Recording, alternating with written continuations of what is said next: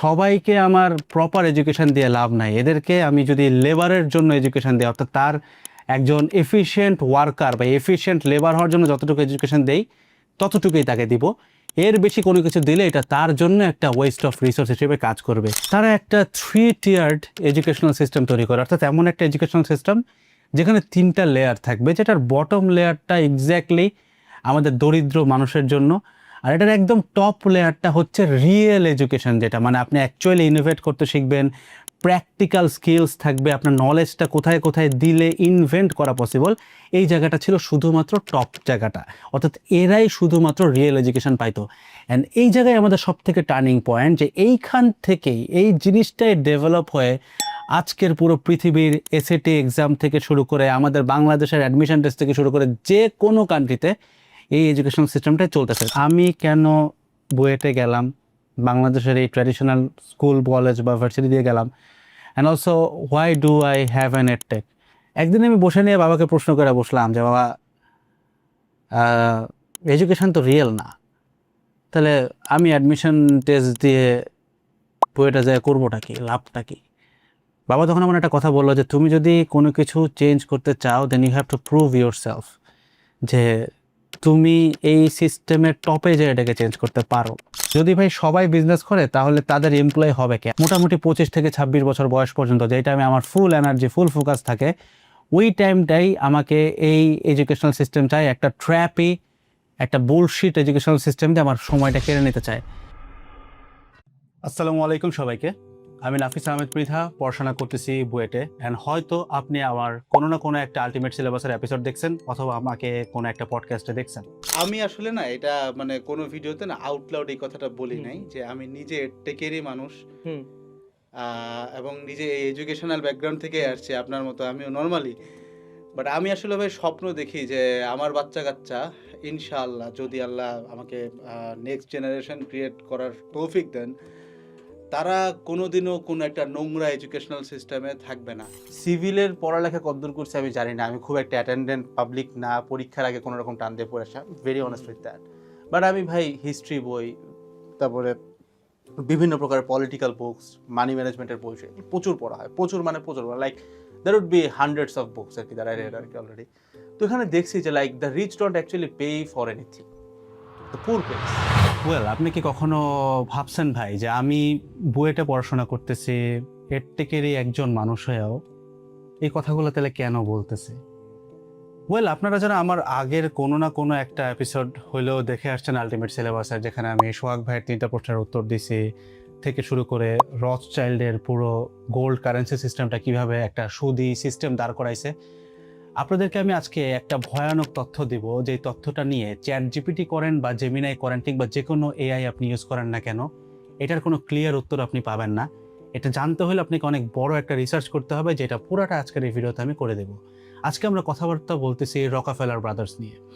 রকাফেলার বা জন ডি রকাফেলার এমন একটা ব্লু প্রিন্ট ক্রিয়েট করছিল, যে ব্লু প্রিন্টটা থ্রুতে রথচাইল্ডের যে পুরা সুদি ব্যাংকিং সিস্টেম থেকে শুরু করে আমরা যে আজকে দেখি যে একটা মানুষ পড়ালেখা করতেছে কিন্তু তার সার্টিফিকেটেরও কোনো ভ্যালু নাই, টোটাল এডুকেশনাল সিস্টেমটা যেটা এখন শুধুমাত্র ওয়ার্কার বা এই ধরনের লেবার তৈরি করে, যেটাকে আমরা অনেকেই বলে থাকি, এটার পিছনে তার একটা নীল নকশা ছিল।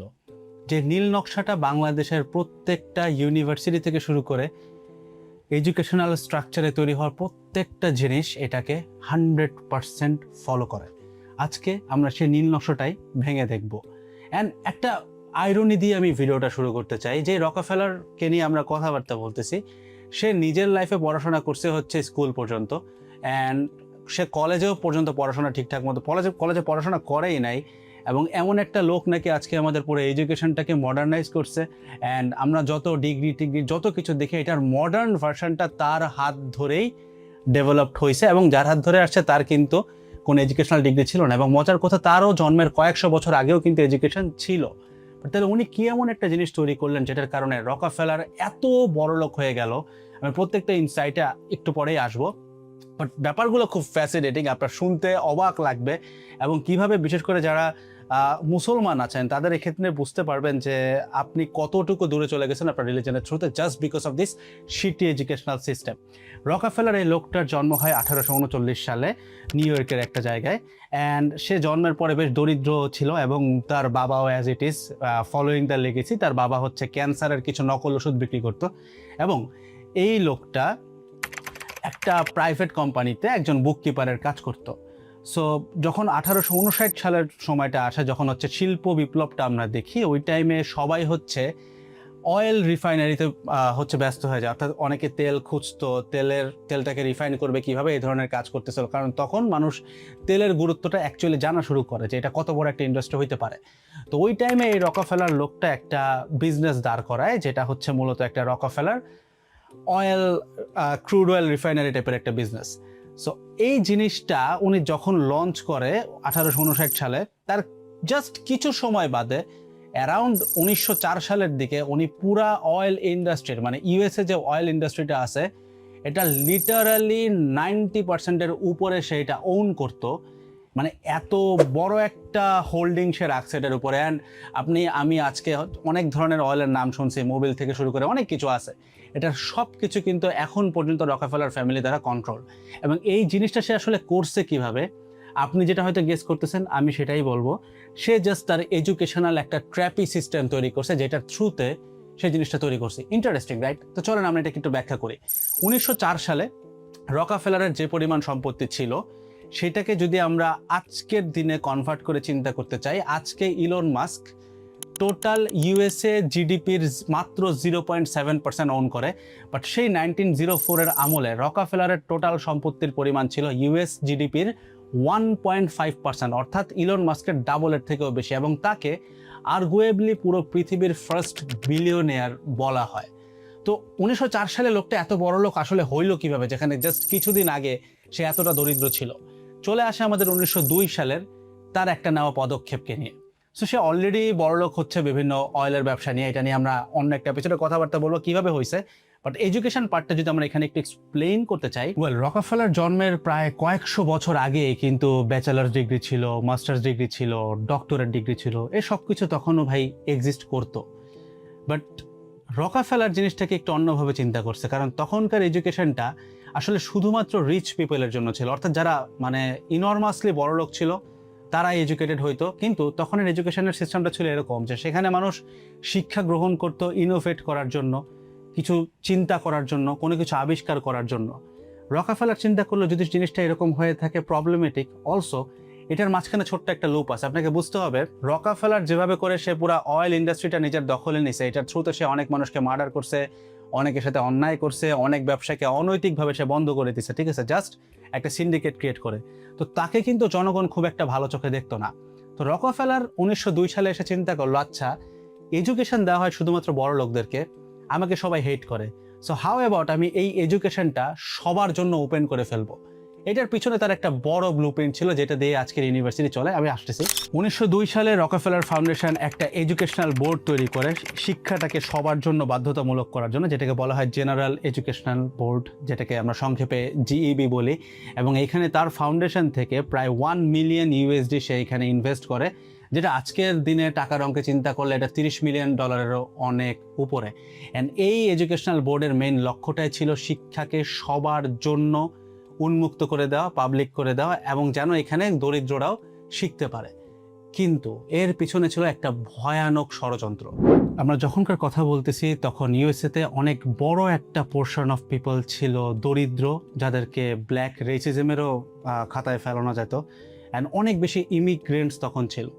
রকাফেলার চিন্তা করলেন যে আচ্ছা এই লোকগুলাকে হাউ অ্যাবাউট আমি ওয়ার্কার হিসেবে চিন্তা করি, কারণ সবাইকে আমার প্রপার এডুকেশন দিয়ে লাভ নাই, এদেরকে আমি যদি লেবারের জন্য এডুকেশন দিই, অর্থাৎ তার একজন এফিশিয়েন্ট ওয়ার্কার বা এফিশিয়েন্ট লেবার হওয়ার জন্য যতটুকু এডুকেশন দেই ততটুকুই তাকে দিব, এর বেশি কোনো কিছু দিলে এটা তার জন্য একটা ওয়েস্ট অফ রিসোর্স হিসেবে কাজ করবে। এই লক্ষ্যে আমাদের যে জিইবি জেনারেল এডুকেশনাল বোর্ড, এটা ফার্স্ট ওকেশনাল একটা পেপার লঞ্চ করে, যেটার হেডলাইন ছিল the country school of tomorrow. এবং এইটার থিওরিটা ছিল এরকম যে আমরা গ্রামের বাচ্চা কাচ্চাকে শিখাবো কি খাইতে হবে, পুষ্টি কোথায়, ঠিক আছে, দেন এফিশিয়েন্ট ফার্মিংটা কিভাবে করা যায়, সায়েন্টিফিক ফার্মিংটা করা যায়। সো দূর থেকে দেখলে ইট ওয়াজ লুকিং ড্যাম গ্রেট, যে আচ্ছা ঠিক আছে, সে অনেক মানুষকে এফিশিয়েন্ট ফার্মিং শেখাচ্ছে, অনেক মানুষ পুষ্টি পাচ্ছে, এবং হ্যাঁ এটার থ্রুতে সে কিছু মেডিকেল সায়েন্সও ইমপ্রুভমেন্ট করছে। তবে বলে না যে একটা জিনিস করে তার ভিতরে কিন্তু সে এক্স্যাক্টলি অন্য একটা জিনিস চালাচ্ছিল। অর্থাৎ এই পুরা জিইবির যে মেইন আইডিয়াটা ছিল, এটা এরকম ছিল যে যারা গরিব তাদেরকে আমরা ওয়ার্কার হিসেবে ট্রেন করব, তাদের একাডেমিয়া কিংবা হায়ার স্টাডিজ লাইক ইনোভেট করা এই ধরনের কোনো এডুকেশন তাদের বিন্দু মাত্র দরকারই নেই। অ্যান্ড এটাকে পপুলারলি বলা হয় ডেস্টিনি বাই ক্লাস। অর্থাৎ জিইবির যে এডুকেশনাল সিস্টেমটা ছিল এটা এরকম ছিল যে যারা দরিদ্র তারা শুধুমাত্র লেবার এটাই শিখবে, আর বড় লোকরা হচ্ছে আপনার ওই হায়ার স্টাডিজগুলো শিখবে। এর মাঝখানে খুব একটা ইন্টারেস্টিং স্টোরি ঘটে। এই জায়গায় দাঁড়ায় জিইবি ফান্ডেড দুইজন psychologist, Lewis Terman and Robert Yerkes, তারা একটা 3 tiered এডুকেশনাল সিস্টেম তৈরি করে। অর্থাৎ এমন একটা এডুকেশনাল সিস্টেম যেখানে 3টা লেয়ার থাকবে, যেটার বটম লেয়ারটা এক্স্যাক্টলি আমাদের দরিদ্র মানুষের জন্য, আর এটার একদম টপ লেয়ারটা হচ্ছে রিয়েল এডুকেশন, যেটা মানে আপনি অ্যাকচুয়ালি ইনোভেট করতে শিখবেন, প্র্যাকটিক্যাল স্কিলস থাকবে, আপনার নলেজটা কোথায় কোথায় দিলে ইনভেন্ট করা পসিবল। এই জায়গাটা ছিল শুধুমাত্র টপ জায়গাটা, অর্থাৎ এরাই শুধুমাত্র রিয়েল এডুকেশন পাইতো। অ্যান্ড এই জায়গায় আমাদের সব থেকে টার্নিং পয়েন্ট, যে এইখান থেকেই এই জিনিসটাই ডেভেলপ হয়ে আজকের পুরো পৃথিবীর এসএটি এক্সাম থেকে শুরু করে আমাদের বাংলাদেশের অ্যাডমিশন টেস্ট থেকে শুরু করে যে কোনো কান্ট্রিতে এই এডুকেশন সিস্টেমটাই চলতেছে। তাহলে এখন এখানে রিশেপটা কোথায় হয়েছে? সময়ের সাথে এই মানুষগুলোর এদের কিন্তু বংশ বৃদ্ধি হয়েছে, এদের নাতিপুতিরা, তাদের নাতিপুতিরা স্টিল এরা এখানে আছে এবং এরা এটাকে ওন করে। তারা এটাকে কিভাবে চেঞ্জ করছে খুব সিম্পলি আমি আপনাকে বলি। আপনি যদি আজকে একটু ঘাটাঘাটি করেন, ইলন মাস্কের বাচ্চা কাচ্চা থেকে শুরু করে মার্ক জাকারবার্গের বাচ্চা কাচ্চা, জেফ বেজোস, মানে বড় লোক যত বাচ্চা কাচ্চা আছে, তাদের মধ্যে পোলাপান মেজরিটি দেখা যায় তাদের নিজেদের তৈরি করা স্কুল কিংবা কলেজে পড়াশোনা করে। এবং এদের মধ্যে যারা দেখা গেছে যে না আমি ট্র্যাডিশনাল কোনো স্কুল কলেজে যাব, সেখানে যাওয়ার পিছনেও দেখা যায় যে ওই বিলিয়নিয়ারের কোনো না কোনো একটা উদ্দেশ্য থাকে, অথবা সে কিছু একটা প্রুফ করতে চায় আমাদেরকে যে না ভাই এডুকেশনটা সত্য, এই জন্য আমার ছেলেও দেখো পড়ে। বাট এটা পুরাটাই একটা মিথ্যা নাটক। তা না হইলে তারা কিন্তু তারা কিন্তু নিজেদের ডেডিকেটেড কোনো স্কুল কলেজ বাচ্চাদের জন্য জাস্ট পড়াবে, ওইখানে তারা নিজের ইচ্ছা মতো ভাববে, চিন্তা করবে ছোটবেলা থেকে, এরকম কোনো স্কুল বা কলেজ কিন্তু ক্রিয়েট করতো না। ওয়েল, এডুকেশন সিস্টেম একটা ট্র্যাপ, অ্যান্ড আজকের দিনের এডুকেশন থেকে বের হয়ে আপনি কখনোই ফিনান্সিয়াল ফ্রিডম পাবেন না, কথাটা সত্য। তাহলে এই জিনিসটা আমাকে একটা জায়গায় নিয়ে আসে, যেটা হয়তো আপনারও প্রশ্ন আসতে পারে, তাহলে আমি কেন বুয়েটে গেলাম, বাংলাদেশের এই ট্র্যাডিশনাল স্কুল কলেজ বা ভার্সিটি দিয়ে গেলাম, and also why do I have an edtech. তার সাথে আরেকটা প্রশ্ন পাল্টা হয়তো আপনি নিজেকেই করেন যে ভাই আলটিমেট সিলেবাস সোসাইটির উদ্দেশ্যটা আসলে কি? এই পার্ট থেকে যারা দেখতেছেন আমি সবাইকে বলবো একটু মনোযোগ দিয়ে শোনার ট্রাই করেন, কারণ আমি এই জিনিসগুলো নিয়েই কাজ করতেছি। বেসিক্যালি সেইং আমার কিন্তু বুয়েট লাইফ যেটা, এইখানে আমার একাডেমিক ক্যারিয়ার কিন্তু খুব একটা স্মুথ না। ইনফ্যাক্ট আমার এখনও অনেকগুলো কোর্স আছে যেগুলো আমার শেষ হয় নাই, মানে বেশ কয়েকটা আছে। তো আমার অজস্র সময় চলে গেছে to create something that I always dreamed about. এবং এই স্বপ্নটা আমি তখনই দেখছিলাম যখন আমার সামনে সোহাগ ভাইয়ের ওই 3টা প্রশ্নের উত্তর সবগুলো একটা একটা করে খোলা শুরু করছিল। সময়টা আমার কাছে মনে আছে, একদম করোনার পিক সময়টা, তখন আমার অ্যাডমিশন সিজন চলে। ওই টাইমে একদিন হচ্ছে বাবা আমাকে বলল, মানে বাবা হচ্ছে প্রাইভেট একটা ফার্মে চাকরি করতেন, তো খুব খুব বেসিক স্যালারিতে আমরা খুব কষ্টে দিন পার করছি। অ্যান্ড কোভিডের টাইমে we are having a lot of financial difficulties at that point. বাবা এসে হুট করে বললো যে তার নাকি অফিসের স্যালারি এত % কাট করে দিছে, and we are not sure যে নেক্সট মান্থে আদৌ স্যালারি দিবে কিনা। তো আমি জানি যে আমার বাবা ট্র্যাডিশনাল এডুকেশনাল সিস্টেমে বেশ এডুকেটেড, ওই আমলের মানুষ, মাস্টার্স কমপ্লিট করা। সো একটা ওয়েল এডুকেটেড মানুষ, তার সার্টিফিকেট আছে, সব কিছু আছে, তার পুরো ডেস্টিনিটা একটা কোম্পানির 2-4টা বস ডিফাইন করতেছে। আমি তখন এক্সট্রিমলি শকে ছিলাম। এবং বলে না যে আল্লাহ যখন আপনাকে কিছু সিগন্যালস দিতে চায় তখন সব কিছু একসাথে কেমনে জানি চলে আসে। সো আমি এই দিক দিয়ে আমার রিসার্চ থেকে আমি জানতেছি যে রথস্টাইল্ড ফ্যামিলির কাজকাম, রকাফেলার ব্রাদার্সের এই টোটাল সব কিছু। আমি এতটুকু জিনিস বুঝে গেছি যে আমাদেরকে যা পড়ানো হচ্ছে, যা খাওয়ানো হচ্ছে সেটা রিয়েল না।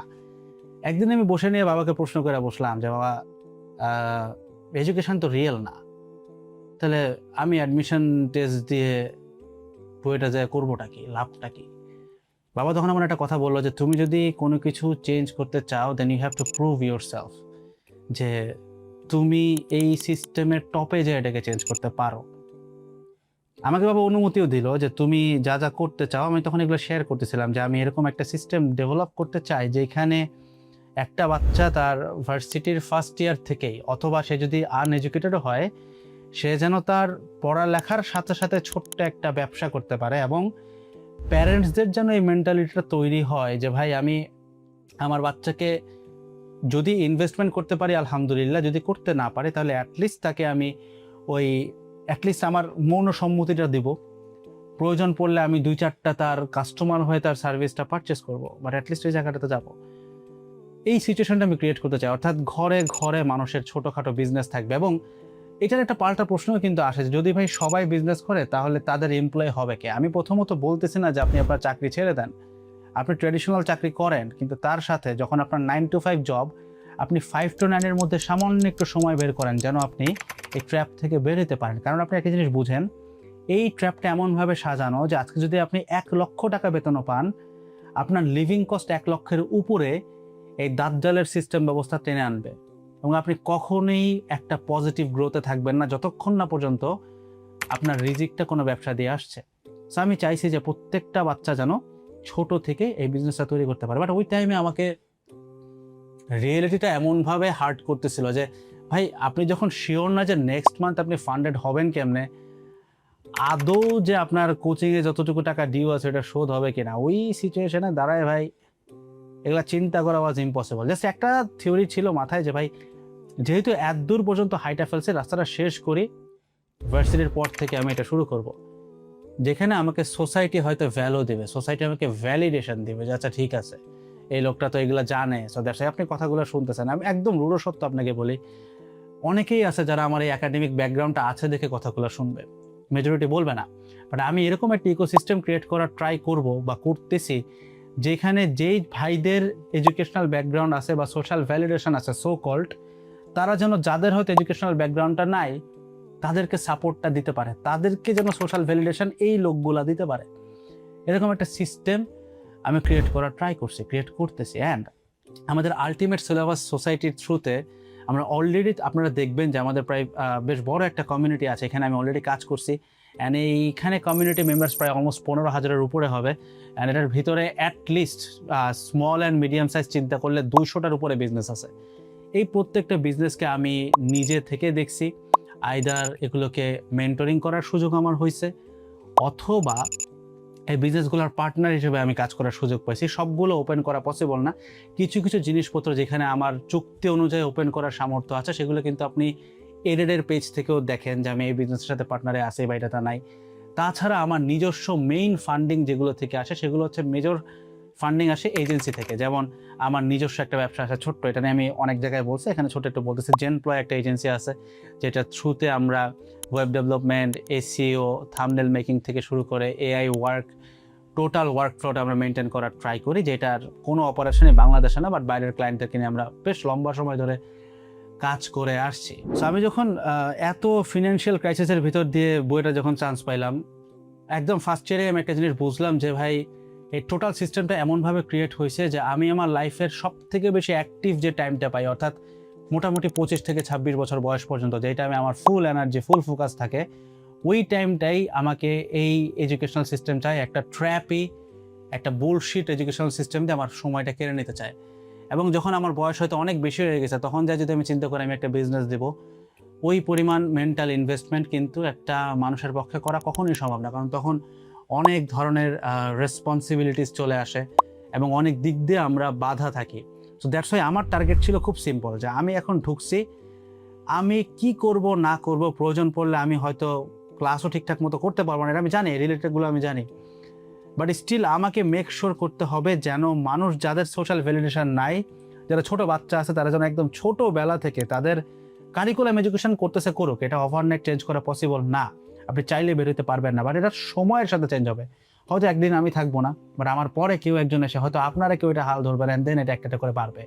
সো আমার টার্গেটটা ছিল এই বাচ্চাগুলো যেন যখন এডুকেটেড হচ্ছে তারাও ভার্সিটিতে আসুক, ঢুকুক, বাট তারা যেন এই মাইন্ডসেটটা নিয়ে ঢুকে যে আমি যেটা শিখতেছি এটা পুরোপুরি রিয়েল না, এটা আমি শিখতেছি জাস্ট একটা সোশ্যাল ভ্যালিডেশনের জন্য, এবং এইটার পরে আমার হায়ার স্টাডিজটা কমপ্লিটলি ডিফারেন্ট হবে। এবং এই জিনিসটা করতে যে এত বেশি কানেকশন আমাকে ডেভেলপ করতে হয়েছে, যেটা আমাকে অনেক ফল দিছে ট্রু, বা এটার থ্রুতে আমি আমার নিজের সাথে কিন্তু অনেক দিক দিয়ে নিজেকে বঞ্চিত করে ফেলছি, ভাবতেও অবাক লাগে আর কি। ওয়েল, অলসো আমাদের এই টোটাল সোসাইটির মধ্যে অনেক বড় একটা পার্ট হয়তো বা এডেড গ্রুপ রাখে। তো এডেড নামটা কিন্তু, এডেড গ্রুপ একটা এডটেক প্ল্যাটফর্ম। তো এডেড নামটা নিয়ে আমাকে অনেকে জিজ্ঞাসা করেন, আমি এটা ব্যাখ্যা কোথাও দেই নাই, আজকে দিচ্ছি। এডেড যে ইডি নামটা, প্রথম ইডি নামটা হচ্ছে বোঝায় যে আমাদের কারিকুলার এডুকেশন যেটা আছে, অর্থাৎ আপনি একদম বাচ্চা স্কুল থেকে নিয়ে পড়াশোনা করে ভার্সিটি পর্যন্ত আসবেন, পড়াশোনা করবেন, এটা হচ্ছে প্রথম ইডি। পরের যে ইডিটা আমরা ইউজ করি, এটা দিয়ে আমি এক্স্যাক্টলি এই আলটিমেট সিলেবাস সোসাইটির কার্যক্রমটাকেই বোঝাইতাম। অর্থাৎ আপনি যখন ম্যাচুরিটি পেয়ে গেছেন, ওই পয়েন্টে যায় কিভাবে আমরা পড়ালেখা করলে আমার একটা মুনাফা ভিত্তিক ব্যবসা তৈরি হতে পারে, যেটা কমপ্লিটলি হালাল, অথবা অ্যাটলিস্ট হালালের পথে হাঁটতে চাই। ওয়েল, টোটাল এই ভিডিওটা যদি আমি সাম আপ করতে চাই, হ্যাঁ আমি এখানে অনেক কিছু স্যাক্রিফাইস করছি, বাট আমি জানি যে এটার জন্য হয়তো একটা না একটা সময় আল্লাহ আমাকে এটার থেকে রেজাল্ট দিবেন, অলরেডি দিচ্ছেন। আমি অনেক মানুষের সাথে এখন পরিচিত আছি, অনেক ভাইয়ের সাথে আমার দেখা হয়, সম্পর্ক আছে। আমাদের যে এডুকেশন সিস্টেমটা ছিলাম, যদি সাম আপ করি, রকাফেলার যে কাজটা করে গেছে সেটা হচ্ছে একটা সময় এটা খুব ক্লিয়ার হয়ে গেছিল যে আচ্ছা, গরিবদের জন্য এডুকেশন হচ্ছে এটা, আর হাই ক্লাস এডুকেশন হচ্ছে এটা। লেটার অন এই যে রিয়েল এডুকেশন ছিল, এটা পুরোপুরি ব্যাকওয়ার্ডে চলে যায়। রিয়েল এডুকেশন চলে গেছে বিলিয়নিয়ারদের বাচ্চাদের জন্য, আর যারা আমরা নর্মাল মানুষ আছে তাদেরকে বোঝানো হয়েছে যে না না না ভাই, এডুকেশন সবার জন্যই ঠিক আছে, তুমিও এখন হায়ার স্টাডিজ করো, সমস্যা কি। এবার আপনি চিন্তা করে দেখেন, হায়ার স্টাডিজ আপনাকে যা পড়ানো হচ্ছে সেটা মনে হয় আজ থেকে আরো 100 বছর পুরাতন সিলেবাস, যেটার কোনো সম্পৃক্ততা নাই। এবং আপনাকে অবভিয়াসলি নতুনভাবে ইনোভেট করতে হইলে আপনাকে নতুন ইনলাইন্ড আপডেটেড এডুকেশনটা লাগবে, যেটা খুব সচেতনভাবে সরায় ফেলা হয়েছে আমাদের এই মিডল ক্লাস সোসাইটি থেকে। অর্থাৎ একটা সময় মানুষ ক্লিয়ারলি বুঝতো যে আমি দরিদ্র দেখে আমার এই পর্যন্ত শিক্ষা, ওই লোকটা বড় লোক দেখে ও ইনোভেটিভ শিক্ষা নেয়। যখন এটা নিয়েও প্রশ্ন শুরু হইলো, তখন আস্তে আস্তে টোটাল সিস্টেমটা চেষ্টা করলো টোটাল যে গরিবদের এডুকেশন ছিল এটার ভিতরেও একটু ছোট্ট করে হায়ার স্টাডিজ ঢুকাই দিতে, যেন এইখানকার লোকজনগুলোও কনভিন্সড হয়ে যায়। এবং ওরা যখন কনভিন্সড, রিয়েল এডুকেশনটা আস্তে করে লুকায় নিয়ে বিলিয়নিয়ারদের হাতে চলে গেল। যদি হাতে না যেত তাহলে কিন্তু তারা আলাদা স্কুল কলেজে বাচ্চাদেরকে পড়াইতো না, তারাও কিন্তু ট্র্যাডিশনাল স্কুল কলেজেই আনতো। আমার এই এডেড গ্রুপ থেকে শুরু করে নিয়ে টোটাল আলটিমেট সিলেবাস সোসাইটির এটা টোটাল প্ল্যান একটাই, এই এডুকেশনটাকে সময়ের সাথে সাথে চেঞ্জ করা, যে এডুকেশনটা আপনাকে রিয়েল লাইফ ভ্যালু শেখায়, মানি বুঝতে সাহায্য করে, রিয়েল মানি বুঝতে সাহায্য করে, সুদ এবং মুনাফার মধ্যে পার্থক্যটা বুঝতে চেষ্টা করে, সাহায্য করে, এবং এটার থ্রুতে একজন কানেক্টর হিসেবে আমি কাজ করতে চাই। অর্থাৎ হয়তো আমার পক্ষে সব বিজনেসে ইনভেস্টমেন্ট করা পসিবল না, ইনফ্যাক্ট আমার ক্ষমতা খুবই ছোট। তো দেখা যেতে পারে যে কোনো একজন বিজনেসম্যান ভাই আমি তাকে চিনি, তার থ্রুতে হয়তো আপনার ছোট্ট ব্যবসাটাকে আমি কানেকশন করা যেতে পারে। আমি আপনাকে আহ্বান করে বলতে চাই, আপনি যেই হন না কেন, আপনি যদি মোটামুটি ভার্সিটি লেভেলে উঠে থাকেন, বা ধরেন এডুকেশনের আপনি ইন্টারেস্টেড ছিলেন না, বা আপনি পড়ালেখাটা এভাবে শেষ করতে পারেন, আপনি যেখানে আছেন না কেন, আপনার ছোটোখাটো বিজনেসগুলো নিয়ে আমাদের আলটিমেট সিলেবাস সোসাইটিতে বাকিদের মতো রেগুলার পোস্ট করতে থাকেন। কারণ আমরা এমন একটা কমিউনিটি তৈরি করতেছি যেটা কমপ্লিটলি একটা ইসলামিক কমিউনিটি, যেটার ভিতর থেকেই হয়তো একটা পর্যায়ে যে আমরা রিভলিউশনারি কোনো কিছু ইনশাআল্লাহ করতে পারবো, যেটার উদ্দেশ্য থাকবে একটাই, আল্লাহর রাস্তায় নিজেদেরকে বিসর্জন দিয়ে দেওয়া।